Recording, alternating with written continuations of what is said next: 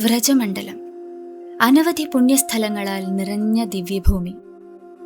ഇവിടെയുള്ള ഓരോ വനവും, ഓരോ കുണ്ടവും, ഓരോ കുന്നും, ഓരോ പാതയും കണ്ണന്റെ നിത്യലീലകളുടെ ഓർമ്മകളെ ഇന്നും നിശബ്ദമായി കാത്തു സൂക്ഷിച്ചുകൊണ്ടിരിക്കുന്നു. വ്രജത്തിൽ ചില സ്ഥലങ്ങളുണ്ട്. അവയെ ദർശിച്ചു മടങ്ങുമ്പോൾ നമ്മുടെ ഹൃദയത്തിന്റെ ഒരു ഭാഗം അവിടെ തന്നെ അവശേഷിക്കും. അവയുടെ മാധുര്യം നമ്മോടൊപ്പം എന്നും സഞ്ചരിച്ചു കൊണ്ടിരിക്കും. ഇന്ന് അത്തരത്തിലുള്ള ഒരു അതിപുണ്യ സ്ഥലത്തേക്കാണ് ഞാൻ നിങ്ങളെ കൂട്ടിക്കൊണ്ടുപോകുന്നത്. ആദ്യ നോട്ടത്തിൽ അത് ശാന്തമായ ഒരു പാറക്കുന്നല്ലാതെ മറ്റൊന്നുമല്ല. ലളിതം, നിശബ്ദം, ലോകത്തിന്റെ ശ്രദ്ധയിൽപ്പെടാതെ കിടക്കുന്ന ഒരിടം. എന്നാൽ നൂറ്റാണ്ടുകളായി സന്യാസിമാരും വ്രജവാസികളും ഭക്തജനങ്ങളും ഈ കുന്നിന്റെ മുമ്പിൽ കണ്ണീരോടെ തലകുനിച്ചിരിക്കുന്നു. കാരണമെന്ത്? സാധാരണയായി തോന്നുന്ന ഈ സ്ഥലം വ്രജത്തിന്റെ ഏറ്റവും വിശുദ്ധമായ തീർത്ഥങ്ങളിൽ ഒന്നായി മാറാൻ ഇവിടെ എന്താണ് സംഭവിച്ചത്? വരൂ, നമുക്ക് ഒരുമിച്ച് ചരൺ പഹാഡിയിലേക്ക് യാത്ര ചെയ്യാം. അവിടെ ഓരോ കല്ലിനും ഇന്നും പറയാനുള്ള ഓരോ കഥകളുണ്ട്. ഫെബ്രുവരി 13 ഞങ്ങളുടെ യാത്ര ആരംഭിച്ചു.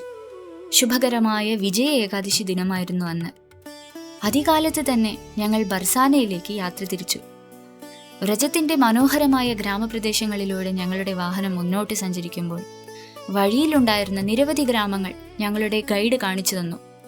അവ ശ്രീമതി രാധാറാണിയുടെ നിത്യസഹചാരിണികളായ അഷ്ടസഖിമാരുടെ ജന്മസ്ഥലങ്ങളായ വിശുദ്ധ ഗ്രാമങ്ങളായിരുന്നു അത്രേ. അവിടെ നിർത്തി ദർശനം നടത്താൻ കഴിഞ്ഞില്ലെങ്കിലും ആ പുണ്യഭൂമിയിലൂടെ കടന്നു പോകാൻ കഴിഞ്ഞത് മാത്രം എൻ്റെ ഹൃദയത്തെ അതിയായി സന്തോഷം കൊണ്ട് നിറച്ചു. ഞങ്ങളുടെ ആദ്യ ലക്ഷ്യസ്ഥാനം ബർസാനയിലെ അതിമനോഹരമായ ശ്രീജി മന്ദിറായിരുന്നു. അവിടെ നിന്ന് ഞങ്ങൾ കുശൽ ബിഹാരി ക്ഷേത്രത്തിലേക്ക് പോയി. പോകുന്ന വഴിക്ക് ഞങ്ങളുടെ കുടുംബത്തിൽ ഒരു അംഗം പുതുതായി വന്നു ചേർന്നു.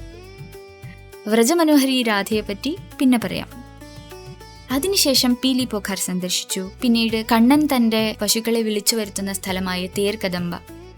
അതിനുശേഷം ആശീശ്വർ മഹാദേവ സന്നിധിയിൽ പ്രാർത്ഥന നടത്തി അഭിഷേകം ചെയ്തു. അവിടെ നിന്ന് വൃന്ദാദേവിയുമായി ബന്ധപ്പെട്ട വിശുദ്ധ സരോവരമായ ശാന്തസുന്ദരമായ വൃന്ദാകുണ്ടത്തിലെത്തി വൃന്ദാഷ്ടകം പാരായണം ചെയ്തു. അതിനുശേഷം ഞങ്ങളുടെ വാഹനം പതുക്കെ നന്ദഗാവിലേക്ക് യാത്ര തുടർന്നു. അല്പസമയത്തിനു ശേഷം ഒരു സാധാരണ ഗ്രാമവഴിയുടെ അരികിൽ വാഹനം നിർത്തി. അവിടെ ഗംഭീരമായ പ്രവേശന കവാടമൊന്നും ഉണ്ടായിരുന്നില്ല. ആകാശം തൊടുന്ന ഗോപുരങ്ങളുമില്ല. ജനത്തിരക്കോ ബഹളമോ ഒന്നുമില്ല. ഒരു ചെറിയ കുന്നിന്റെ മുകളിൽ ശാന്തമായി സ്ഥിതി ചെയ്യുന്ന ഒരു കൊച്ചു ക്ഷേത്രം മാത്രം. വാഹനത്തിൽ നിന്ന് പുറത്തിറങ്ങിയുടൻ ആ സ്ഥലത്തെ ചുറ്റിപ്പറ്റിയിരുന്ന അതീവ ശാന്തതയാണ് ആദ്യം എൻ്റെ ശ്രദ്ധ ആകർഷിച്ചത്. അടുത്തായി വ്രജത്തിലെ സുന്ദരമായ ചില പശുക്കൾ നിശബ്ദമായി വിശ്രമിക്കുകയായിരുന്നു. മൃദുവായ തണുത്ത കാറ്റ്, പക്ഷികൾ തങ്ങളുടെ മധുരഗാനങ്ങളാൽ അന്തരീക്ഷം നിറച്ചു. വ്രജത്തിലെ മരങ്ങൾ ഞാൻ മറ്റൊരിടത്തും കണ്ട മരങ്ങൾ പോലെയായിരുന്നില്ല. അവ വളരെ ഉയരമുള്ളവയല്ല, എന്നാൽ അവയുടെ ശാഖകൾ അതിമനോഹരമായി വളഞ്ഞും പരസ്പരം പിണഞ്ഞും നിന്നിരുന്നു. അത് കണ്ടപ്പോൾ കണ്ണന് രാധയെ ആലിംഗനം ചെയ്ത് നിൽക്കുന്ന പോലെ തോന്നി. ആ ചെറിയ കുന്നിന് സമീപം ഇലകൾ നിറഞ്ഞു കിടന്ന ഒരു ചെറിയ കുളവും ഉണ്ടായിരുന്നു. എല്ലാം വളരെ ലളിതമായി തോന്നി, എന്നാൽ അതിൽ ഓരോന്നിലും ആഴമായ ഒരു പവിത്രതയും അനുഭവപ്പെട്ടു. വാക്കുകളിലൂടെ അത് വിവരിക്കുക എളുപ്പമല്ല. വ്രജത്തിൽ ശ്രീകൃഷ്ണൻ വെറും ഒരു ഓർമ്മ മാത്രമല്ലല്ലോ. മധുരാ ഭഗവാന്യത്ര നിത്യം സന്നിഹിതോ ഹരിഃ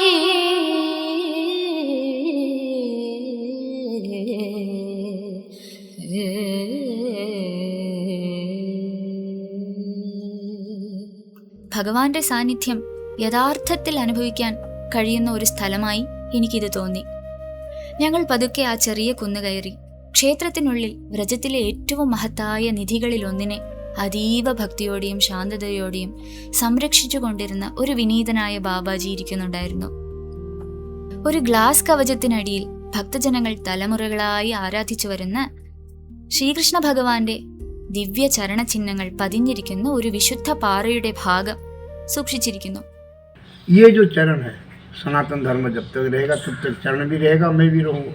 चारों युग में कोई भी मानवता आकर के यहाँ दर्शन करेगा तो हरिहर का दर्शन होगा और सबका विजय पताका उड़ेगा. जिसका भीतर में भक्ति प्रवेश नहीं होगा उसी का भीतर भी चरण का दर्शन करने से भक्ति प्रवेश हो जाएगा. ആ ദിവ്യ ചരണചിഹ്നങ്ങൾക്ക് മുൻപിൽ നിന്നപ്പോൾ എൻ്റെ ഹൃദയത്തിൽ നിങ്ങളുടെ മനസ്സിൽ ഇപ്പോൾ ഉദിക്കുന്ന അതേ ആ ചോദ്യം ഉയർന്നു. എങ്ങനെയാണ് കഠിനമായ ഒരു പാറയിൽ ഭഗവാന്റെ പാദമുദ്രകൾ പതിയാൻ കഴിഞ്ഞത്? ഇത് വെറുമൊരു പ്രതീകമാണോ? ഏതെങ്കിലും ഒരു ശില്പി ചെയ്തു വെച്ചതാണോ? അതോ ഇവിടെ സംഭവിച്ച ഏതോ ഒരു അത്ഭുതകരമായ ലീലയുടെ ഫലമായി പാറ പോലും തന്റെ സ്വഭാവമായ കാഠിന്യം മറന്നുപോയതാണോ? ആ ചോദ്യത്തിനുള്ള ഉത്തരം മനസ്സിലാക്കണമെങ്കിൽ നമുക്ക് ആയിരക്കണക്കിന് വർഷങ്ങൾ പിന്നിലേക്ക് സഞ്ചരിക്കണം. വ്രജത്തിലെ വനങ്ങളിലേക്ക്, കണ്ണന്റെ മധുരമായ ആ വേണുനാദത്തിലേക്ക്. കാരണം ചരൺ പഹാഡിയുടെ കഥ ആരംഭിക്കുന്നത് ഈയൊരു കുന്നിലോ ഈയൊരു പാറയിലോ അല്ല. അത് ആരംഭിക്കുന്നത് കണ്ണന്റെ മനോഹരമായ വംശിയിൽ നിന്നാണ്.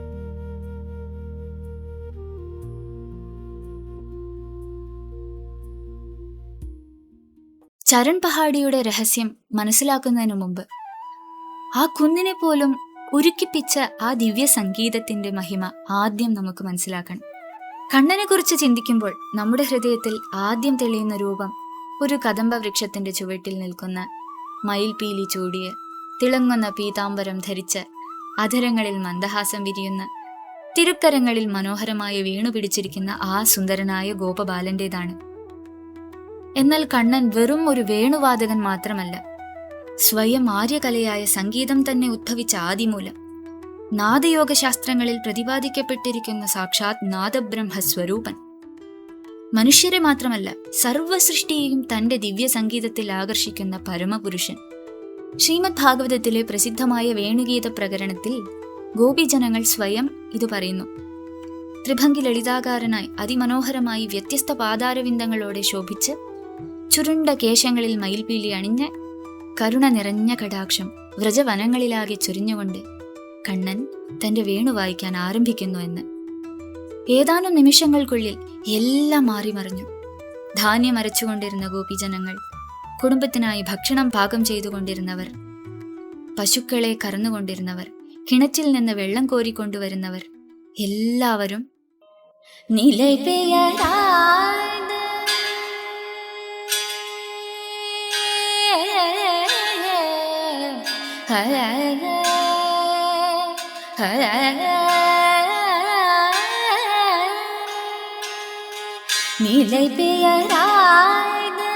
சிலை போலவே நின்று, நிலை பெயராத சிலை போலவே நின்று, நேரமாவதறியாமலே மிக வினோதமான முரளிதர, நேரமாவதறியாமலே மிக வினோதமான முரளிதர, என் மனமலை பாயுதே கண்ணா, என் மனம் மலை பாயுதே, உன்னானந்த மோகன வேகுகானமதில் அலை பாயுதே கண்ணா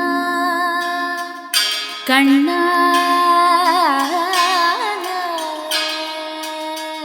கண்ணா.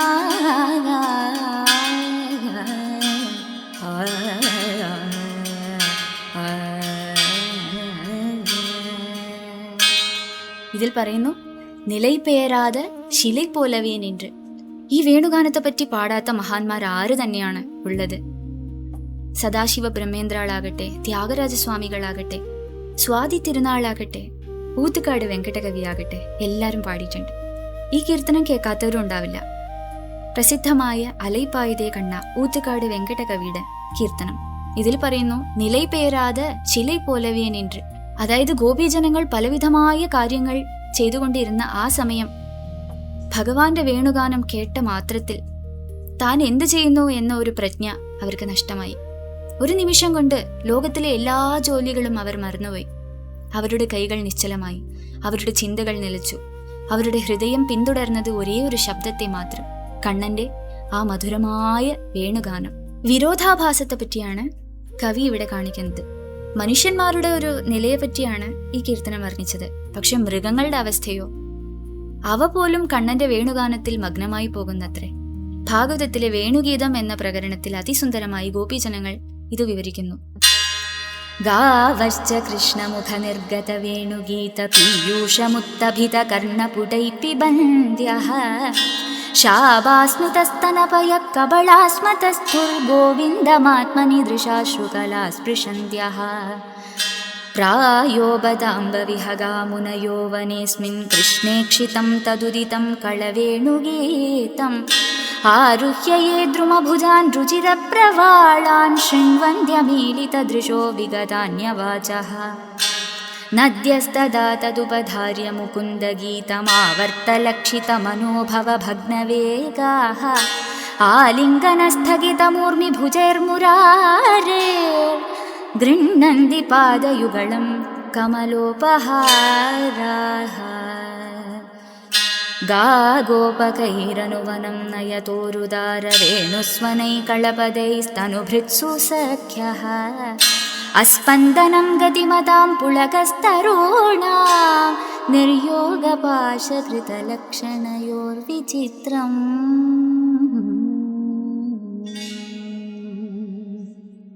ശ്രീമദ് ഭാഗവതത്തിലെ അതിശയകരമായ ശ്ലോകങ്ങൾ. പശുക്കുട്ടികൾ അമ്മ പശുവിന്റെ അകിട്ടിൽ നിന്ന് പാൽ കുടിക്കുന്ന സമയം ആ വേണുഗാനം വന്നു ചേരുകയാണ്. അവ പാൽ കുടിക്കുകയാണ് എന്നതുപോലും മറന്നുപോയി അവയുടെ വായിൽ നിന്നും പാൽ ഇങ്ങനെ വാർന്നൊഴുകുകയാണ്. മുഗ്ധമായ തൻ്റെ കൺകൾ കൊണ്ട് ഭഗവാന്റെ വേണുഗാനം വരുന്ന ആ ദിശ നോക്കിയിരിക്കുകയാണത്രേ പശുക്കിടാവുകൾ. പശുക്കൾ വായിൽ പുല്ല് ചവച്ചരച്ചുകൊണ്ടിരിക്കുകയാണ്. ആ സമയത്താണ് വേണുഗാനം വരുന്നത്. പശുക്കൾക്ക് ഏറ്റവും ഇഷ്ടം പുല്ലാണല്ലോ. അത് ചവയ്ക്കാൻ പോലും മറന്ന് തൻ്റെ വായു തുറന്ന് ആ വേണുഗാനം ശ്രവിക്കുകയാണ്. പ്രേമാശ്രുക്കൾ ആ പശുക്കളുടെ കണ്ണുകളിൽ നിന്നും നിറഞ്ഞൊഴുകുകയാണ്. ആ സംഗീതത്തിൽ ആകൃഷ്ടരായ മാൻകുട്ടികൾ കൊത്തിവെച്ച മനോഹര ശില്പങ്ങളോ എന്ന പോലെ ഒരടി പോലും മുന്നോട്ടോ പിന്നോട്ടോ ചലിക്കാനാകാതെ നിൽക്കുന്നു. പക്ഷികൾ തങ്ങളുടെ കളരവങ്ങൾ നിർത്തി പകരം അവ മരക്കൊമ്പുകളിൽ നിശബ്ദമായിരിക്കുന്നു. ധ്യാനനിരതരായ സമാധിസ്ഥരായ മഹർഷിമാരെ പോലെ. ഒരു നദിയുടെ സ്വാഭാവികമായ ഗുണം ഒഴുകുക. പുണ്യനദിയായ യമുന ഒരിക്കലും ഒഴുകുന്നത് നിർത്തില്ല. പക്ഷെ ഏത് ക്ഷണം ഭഗവാന്റെ വേണുഗീതം പുറപ്പെട്ടുവോ ആ ക്ഷണം യമുന പോലും തന്റെ സ്വഭാവം മറന്നുപോയി. യമുനാജലം ശാന്തവും നിശ്ചലവുമായി മാറി തന്റെ പ്രിയതമനായ ഭഗവാന്റെ സൗന്ദര്യം പ്രതിഫലിക്കുന്ന ഒരു സ്ഫടിക കണ്ണാടി പോലെ. സ്വാഭാവികമായി ചലിക്കുന്നതെല്ലാം ചലനം അവസാനിപ്പിച്ചു. പക്ഷേ അതിനുശേഷം അസാധ്യമായ ഒരു കാര്യം സംഭവിച്ചു. ഒരു പർവ്വതത്തിന്റെ സ്വഭാവം എന്താണ്? ഉറച്ചു നിൽക്കുക, അനങ്ങാതെ നിലകൊള്ളുക എന്നതല്ലേ? എന്നാൽ ഹരിദാസവര്യനായ ഗോവർദ്ധനത്തിന് അങ്ങനെ തുടരാൻ കഴിഞ്ഞില്ലത്രേ. ഭഗവാന്റെ വേണുഗാനത്തിന്റെ ആ സ്വരവീചികളിൽ, ആ ആനന്ദത്തിൽ മുങ്ങി ഗോവർദ്ധനശിലയിലെ പാറകൾ പോലും മൃദുവായി ഉരുകിത്തുടങ്ങിയത്രേ. എത്ര അത്ഭുതകരമായ ഒരു വിരോധാഭാസമല്ലേ! ചലിച്ചുകൊണ്ടിരുന്നത് നിശ്ചലമായി, നിശ്ചലമായിരുന്നത് ചലിച്ചും തുടങ്ങി. ഇത് വെറുമൊരു മനോഹരമായ കവിതയല്ല. ശ്രീമദ് ഭാഗവതത്തിൽ മഹാഭാഗവതോത്തമനായ ശുകദേവ ഗോസ്വാമി പാടിപ്പുകഴ്ത്തിയ ശ്രീകൃഷ്ണന്റെ വേണുനാദത്തിന്റെ മഹിമ അതാണിത്. ഇന്ന് വ്രജത്തിൽ ഈ അത്ഭുതലീലയ്ക്ക് സാക്ഷ്യം വഹിക്കുന്ന ഏതെങ്കിലും സ്ഥലമുണ്ടോ എന്ന് ഇപ്പോൾ വന്ന ആരെങ്കിലും എന്നോട് ചോദിച്ചാൽ ഉത്തരം ഉണ്ട് എന്നേ ഞാൻ പറയൂ. ശ്രീകൃഷ്ണന്റെ മനോഹരമായ വേണുനാദത്തിന്റെ സാന്നിധ്യത്തിൽ പാറ പോലും താൻ പാറയാണെന്ന കാര്യം മറന്നുപോയ ആ ദിവ്യദിനത്തിന്റെ ജീവിക്കുന്ന ഓർമ്മകളായി ഇന്നും നിലകൊള്ളുന്ന വ്രജത്തിലെ 3 വിശുദ്ധ ചരൺ പഹാടികളിലേക്ക് നമുക്കിപ്പോൾ യാത്ര തുടരാം. ആദ്യത്തേത് ഏറ്റവും പ്രസിദ്ധമായ കാമ്യവനത്തിലെ ചരൺ പഹാടിയാണ്. ഈ വിശുദ്ധ കുന്നിന് മറ്റൊരു മനോഹരമായ പ്രത്യേകതയുണ്ട്. ഈ കുന്ന് ഒരു സാധാരണ കുന്നല്ല. ഇത് സാക്ഷാൽ പരമശിവന്റെ ദിവ്യാവിർഭാവമാണ്. പുരാണങ്ങൾ പറയുന്നത് പരമശിവൻ അതികഠിനമായ തപസ് അനുഷ്ഠിച്ചുവെന്നാണ്. പരമശിവന്റെ ഹൃദയത്തിൽ ഒരു ആഗ്രഹം മാത്രമേ ഉണ്ടായിരുന്നുള്ളൂ. കണ്ണന്റെ അതിഗൂഢവും അതിമധുരവുമായ വ്രജലീലകൾ സ്വയം ദർശിക്കണം. അതിന് വ്രജത്തിൽ ഒരു കുന്നായി മാറിയാൽ മതിയെന്ന് അദ്ദേഹത്തിന് തോന്നി. അങ്ങനെ ശ്രീകൃഷ്ണനും ശ്രീമതി രാധാറാണിയും ഗോപകുമാരന്മാരും ഗോപീജനങ്ങളും പശുക്കളും തന്റെ മേൽകൂടി നടക്കുമല്ലോ, അവരുടെ ചരണധൂളി എന്നേക്കുമായി സ്വീകരിക്കാനുള്ള ഭാഗ്യം തനിക്ക് ലഭിക്കട്ടെ എന്ന് വിചാരിച്ച് പരമശിവൻ തപസ്സനുഷ്ഠിച്ചു. ഭഗവാൻ തന്റെ പ്രിയ ഭക്തനും വൈഷ്ണവോത്തമനുമായ ആ ശ്രീ പരമശിവന്റെ ഈ പ്രാർത്ഥനകൾ സ്നേഹപൂർവ്വം സ്വീകരിച്ചു. ദ്വാപരയുഗത്തിൽ പരമശിവൻ ഈ വിശുദ്ധ കുന്നായി അവതരിച്ചു. കണ്ണന്റെ വരവിനായി ആകാംക്ഷയോടെ കാത്തിരുന്നു. ഒടുവിൽ ആ ദിവസം എത്തിച്ചേർന്നു. ഒരു ദിവസം പ്രഭാതത്തിൽ കണ്ണൻ തന്റെ പ്രിയപ്പെട്ട ഗോപകുമാരന്മാരോടൊപ്പം കാമ്യവനത്തിലെത്തി. അവിടെയുള്ള മനോഹരമായ കുഞ്ചങ്ങളിലൂടെ സഞ്ചരിച്ച ശേഷം ഭഗവാൻ ഈ കുന്നിന്റെ മുകളിലേക്ക് കയറി. കണ്ണൻ സാവധാനം തന്റെ വേണു ആ അധരങ്ങളിലേക്ക് ഉയർത്തി. അടുത്തുണ്ടായിരുന്ന ഒരു വിശുദ്ധ കുണ്ടത്തിൽ ചില ഗോപീജനങ്ങൾ സ്നാനം ചെയ്യുകയായിരുന്നു. ആ ദിവ്യസ്വരങ്ങൾ അവരുടെ കാതുകളിൽ പതിഞ്ഞ നിമിഷം അവരെല്ലാം മറന്നുപോയി. ആ സംഗീതം എവിടെ നിന്നാണ് വരുന്നതെന്ന് പോലും അറിയാതെ ആ അതിമധുരനാദത്തിന്റെ ഉറവിടം തേടി അവർ കുന്നുകയറാൻ തുടങ്ങി. ഗോപബാലന്മാർ ആ വേണുനാദം കേട്ട് അവരറിയാതെ ആ കുന്നിന്റെ മുകളിലേക്ക് ഓടി വന്നു. പശുക്കൾ മേയുന്നത് നിർത്തി പതുക്കെ കുന്നുകയറാൻ തുടങ്ങി. ഓരോ ജീവജാലവും അടക്കാനാവാത്ത ആകർഷണത്തോടെ ഭഗവാന്റെ സന്നിധിയിലേക്ക് വലിച്ചിഴുക്കപ്പെട്ടു. എന്നാൽ അതിലും അത്ഭുതകരമായ ഒരു സംഭവം അവിടെ നടന്നു. ആ കുന്നുപോലും കണ്ണന്റെ വേണുനാദത്തിന്റെ പരമാനന്ദം അനുഭവിക്കാൻ തുടങ്ങി. ഇത് വെറും കുന്നല്ലല്ലോ, സാക്ഷാത് പരമശിവനല്ലേ. പാറകൾക്ക് അവയുടെ കാഠിന്യം നഷ്ടപ്പെട്ടു. ദിവ്യപ്രേമത്തിന്റെ സ്പർശത്താൽ അവ മെഴുകുപോലെ മൃദുവായി. കണ്ണൻ തന്റെ മനോഹരമായ ത്രിഭംഗ ഭംഗിയിൽ അവിടെ നിലകൊണ്ടപ്പോൾ ഭഗവാന്റെ കമലപാദങ്ങൾ ആ മൃദുവായ പാറയിൽ പതിഞ്ഞു. അല്പസമയത്തിനു ശേഷം ഗോപികമാരുടെ പാദമുദ്രകളും ഗോപമാലന്മാരുടെ പാദമുദ്രകളും പശുക്കളുടെ കുളമ്പടികളും അതേ പാറയിൽ പതിഞ്ഞു. ഇന്നും ആ വിശുദ്ധ ശിലയിൽ കണ്ണന്റെ കമലചരണ ചിഹ്നങ്ങൾ മാത്രമല്ല, ഭഗവാന്റെ പ്രിയപ്പെട്ട സഹചാരികളുടെയും പശുക്കളുടെയും പാദമുദ്രകളും ആ ദിവ്യലീലയുടെ ശാശ്വത സാക്ഷ്യമായി ഭക്തർ ദർശിച്ചു വരുന്നു. രണ്ടാമത്തെ ചരൺ പഹാടി ചോട്ടാ ബഥൈൻ അഥവാ ചോട്ടാ ബൈട്ടൻ എന്ന സ്ഥലമാണ്. ഇവിടെയും കണ്ണൻ തന്റെ പ്രിയപ്പെട്ട ഗോപബാലന്മാരോടൊപ്പം പശുക്കളെ മേയ്ക്കാൻ വന്നിരുന്നു അത്രേ. കുന്നിന്റെ മുകളിലേക്ക് കയറിയ ശേഷം ഭഗവാൻ വ്യത്യസ്തപാദനായി വേണു വായിക്കാൻ തുടങ്ങി. വീണ്ടും വ്രജത്തിലെ വണ്ണങ്ങൾ ആ വേണുവാദനത്തോട് പ്രതികരിച്ചു. പശുക്കൾ ഓടിയെത്തി. ഗോപബാലന്മാർ ഭഗവാനു ചുറ്റും ഒരുമിച്ചുകൂടി.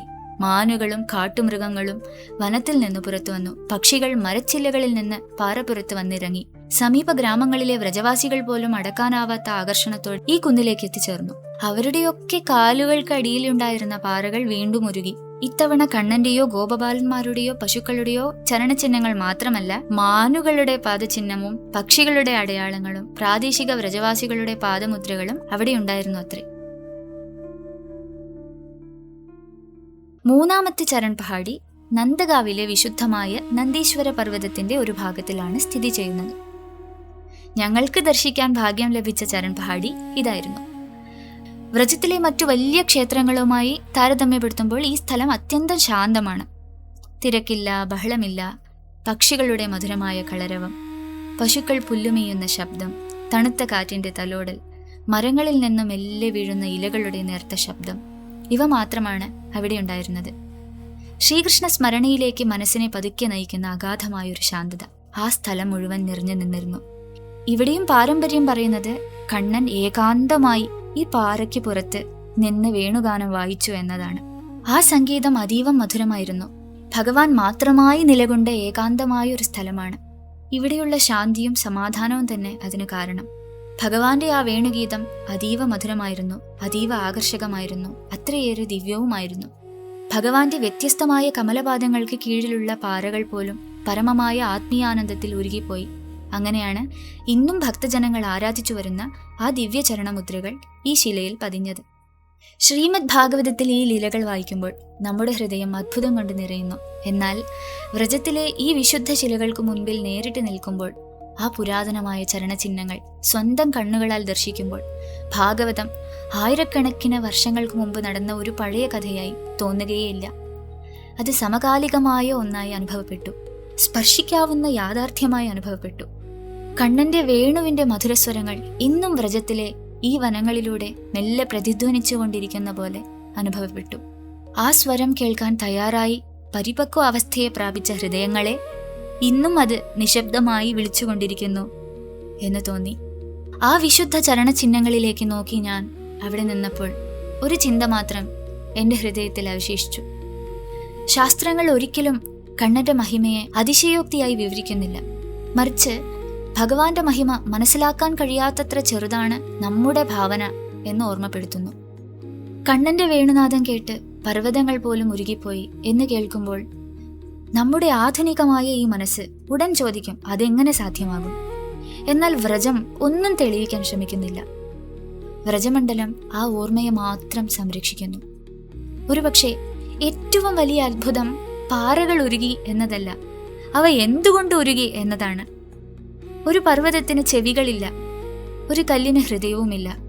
എന്നാൽ ശ്രീകൃഷ്ണൻ തന്റെ വേണു വായിച്ച ആ ക്ഷണം ആ പാറ പോലും എവിടുന്നോ ഒരു ഹൃദയം കണ്ടെത്തി. ജീവനില്ലാത്ത പാറകൾക്ക് പോലും ശ്രീകൃഷ്ണന്റെ സാന്നിധ്യത്തിൽ ഉരുകാൻ കഴിഞ്ഞെങ്കിൽ നമ്മുടെ ഹൃദയങ്ങൾക്ക് എന്താണ് സംഭവിക്കേണ്ടത്? ഒരു പക്ഷേ അതുതന്നെയായിരിക്കാം ചരൺ പഹാഡിയുടെ യഥാർത്ഥ സന്ദേശം. ഭക്തി കഥകൾ കേൾക്കുക മാത്രമല്ല, ഭഗവാന്റെ സാന്നിധ്യത്തിൽ നമ്മുടെ ഈ കഠിനമായ ഹൃദയവും മൃദുവാക്കാൻ അനുവദിക്കുന്നതാണ്. ഈ ഹൃദയം ഭഗവാനൊരു വെണ്ണ പോലെ നൈവേദ്യം ചെയ്യാൻ ഉണ്ടാകുന്ന ആ മനസ്സാണ്. അതാണ് ഭക്തി. ചരൺ പഹാഡി ഓരോ ഭക്തനെയും നിശബ്ദമായി ഓർമ്മിപ്പിക്കുന്നത് ശ്രീകൃഷ്ണന്റെ വേണുവിന്റെ മാധുര്യം ഒരിക്കലും അവസാനിച്ചിട്ടില്ല എന്നതാണ്. ആ വിളി എന്നും തുടരുമെന്ന്, ആ മാധുര്യം എന്നും ലോകത്തെ മോഹിപ്പിക്കുമെന്ന്, ഇന്നും ഓരോ ജീവനും തൻ്റെ യഥാർത്ഥ ഗ്രഹമായ ഭഗവാന്റെ ചരണാരവിന്ദങ്ങളിൽ മടങ്ങി വരുവാൻ ആ ദിവ്യവേണു ക്ഷണിച്ചുകൊണ്ടേയിരിക്കും എന്ന്.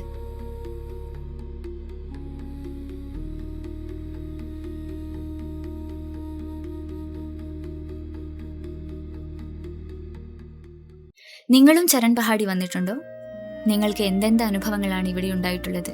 എല്ലാം ഞാനുമായി കമന്റ് സെക്ഷനിൽ പങ്കുവെക്കൂ.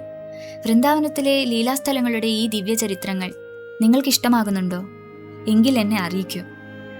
കാരണം അതെനിക്ക് ഇനിയും ഇനിയും ഇതേപോലെ ഭാഗവത കഥകൾ അടങ്ങിയ വീഡിയോകൾ ഉണ്ടാക്കാൻ ഉത്സാഹിപ്പിക്കും. അടുത്ത വീഡിയോയിൽ കാണാം. പ്രേം സെ ബോലോ വൃന്ദാവന വിഹാരി ലാൽ കീ ജയ്.